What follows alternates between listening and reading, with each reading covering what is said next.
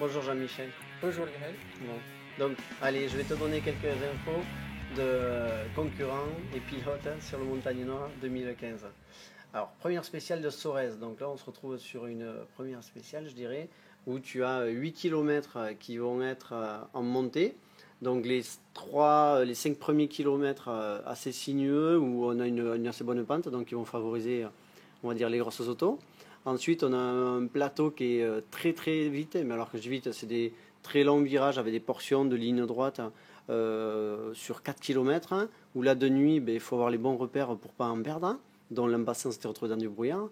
On arrive sur une épingle qui est assez spectaculaire, puisqu'on arrive assez fort pour une épingle gauche, où là ensuite on arrive sur un sommet, où on prend une descente sur 4 km qui est plus technique, avec un rythme assez soutenu, je pense, et avec des virages qui ferment. Donc des enfilades de trois virages qui se succèdent, qui sont identiques, un virage qui ferme, et on enfile ça jusqu'à après un bout de une petite portion droite où il y a la carrière, où on a l'arrivée. Voilà. Donc après, un spectateur, je dirais, de nuit, comme ce sera de nuit, l'épingle, qui va être, je pense, facile d'accès d'abord, et où il y aura pas mal de monde. Voilà. Merci.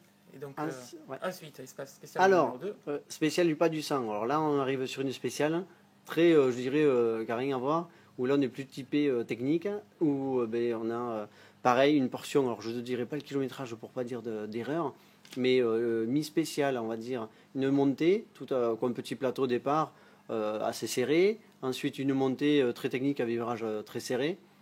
Bon, c'est pas ma cam, je dirais, pour en tant que spectateur. On arrive sur un ciel où ça déleste, où là il y a pas mal, là, il y a un accès, il y a pas mal de spectateurs. De nuit, en plus un point, un spectacle, je crois, qui est éclairé.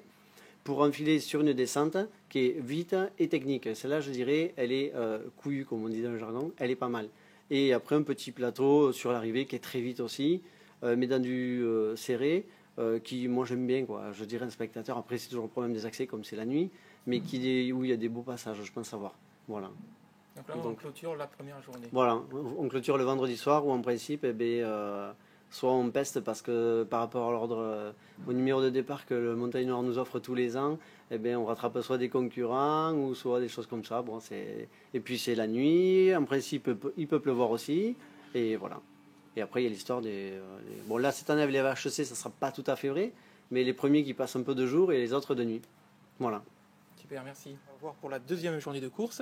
Allez, Lionel, à toi.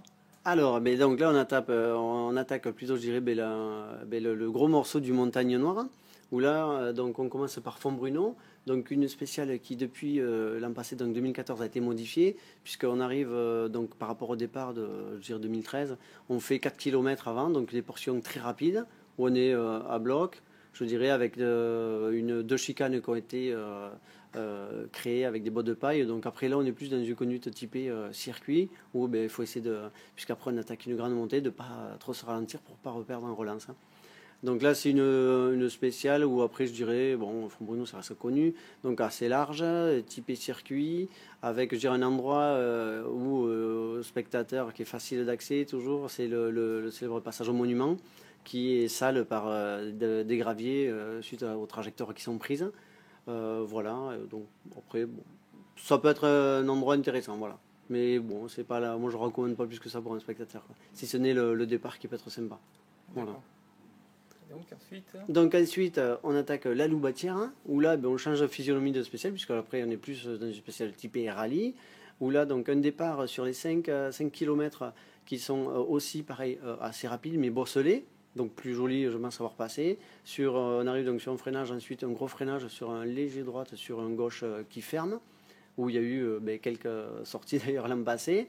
Et ensuite, on a une partie serrée en semi-descente, quoi, un faux plat, quoi, je dirais, ou très bosselé, où là, c'est du technique avec beaucoup de spectateurs qui sont présents, puisque je pense qu'il y a un accès avec le célèbre passage des bosses, où d'ailleurs Yannick Vivens l'an passé, malheureusement, il était sorti. Voilà. Et ensuite, sur cette partie-là, on arrive sur l'arrivée, où il y a une épingle. Pareil, pas mal de spectateurs, une épingle spectaculaire, je dirais, parce qu'on arrive assez fort, pour après, 300 mètres après pour l'arrivée.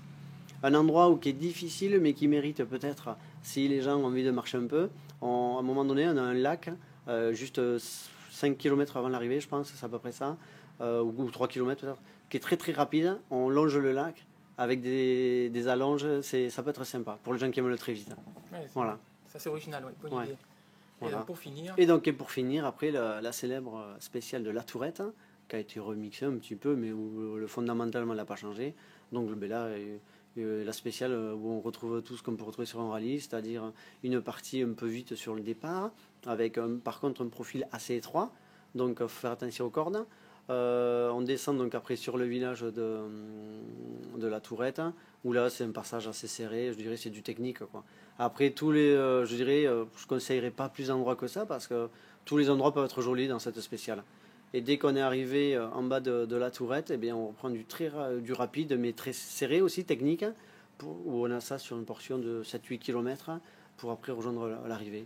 Voilà. Donc après, à la limite, elle est plus courageuse, c'est, moi je dirais, l'arrivée de La Tourette, marcher pour aller voir ces endroits-là, parce qu'il y a des beaux passages, avec des coins d'un paysage qui est assez joli. Voilà. Merci beaucoup, Lionel.